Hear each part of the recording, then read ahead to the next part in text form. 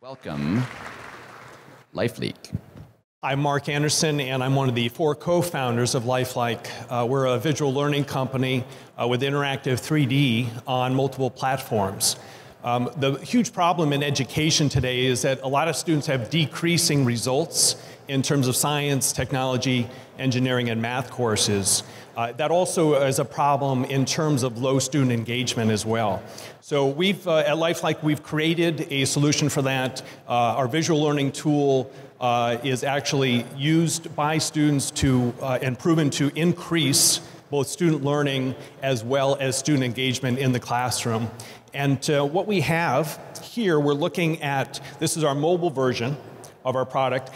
And this is actually, we have 3 courses where we have created these curriculum for digital science curricula. It's the first in America, and it's aligned to NGSS, Common Core, and it's also correlated to the 3 best-selling science textbooks in America. We also have, as part of that, over 1,000 interactive 3D models, and these are included in them are augmented reality. We're available on standard devices like iPads, also on tablets and laptops. Now, another platform that we have launched on here, you're looking at Lifeliqe and virtual reality on HTC Vive, who selected us as their strategic partner in education. And this is actually in the classroom.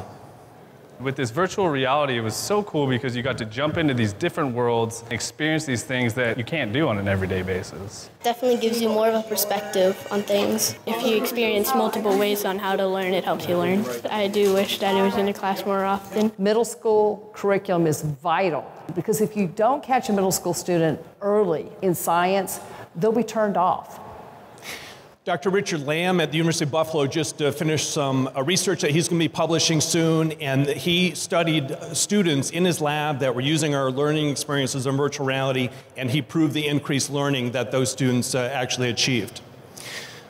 Additionally, we do have incoming revenue, and in our first quarter that we just closed, our revenue for this quarter was higher than a year ago, and that's due in large part to the strong strategic partnerships we have with HTC Vive, Microsoft, with HP and Dell as well. Analytica just selected us as one of the top influencers within the augmented landscape, and then also SuperVentures highlighted us in their augmented reality landscape. The VR Fund highlighted us in their AR and VR landscape as well. Just in January, Common Sense Media selected us as one of the best education apps of last year. And our business models were subscription as well as selling school site licenses, which we do through our network of resellers that we have, and that includes hardware OEMs. We're also very excited to announce that here at launch, we have formed a partnership with Microsoft HoloLens, and that was to do the first pilot in the world in education, and we just did that last week at Castro Valley High School. Went very well, better than we were expecting and even hoping for. This third photo that you see there was actually, that's a real photo in their classroom, and then the first couple photos there, that's Rent and Prep up in Seattle, and Matoshi is going to be continuing that pilot with them next week. So we'd like to talk to investors and also to journalists about our accelerating growth and our groundbreaking visual learning tool and how that's helping students increase learning. Thank you very much. Nice job. Questions for Lifeliqe? Who's the decision maker in the purchase process for the schools? Great question. So it totally depends on if it's at the school level, school district, or the county office of education. But typically, when we go through the school level, it's an inspirational teacher, a science teacher who falls in love with our product through a pilot, and they will drive it through to get that decision approved at the school level. At the county level, for example, we're doing a pilot with Marin County Office of Education, also Alameda County Office of Education, and so there we're working at the county level. Drafting off of that, how long is the typical sales process? Have you experienced with schools is one question. The second one is, you are going B2C and B2B. Yeah. Where is your attention being spent?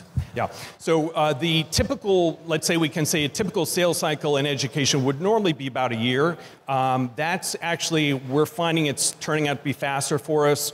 We just, with the elements that we've been adding in to finish, really reach product market fit with the schools themselves. And so we just, for example, we just sold some licenses to the Singapore American School.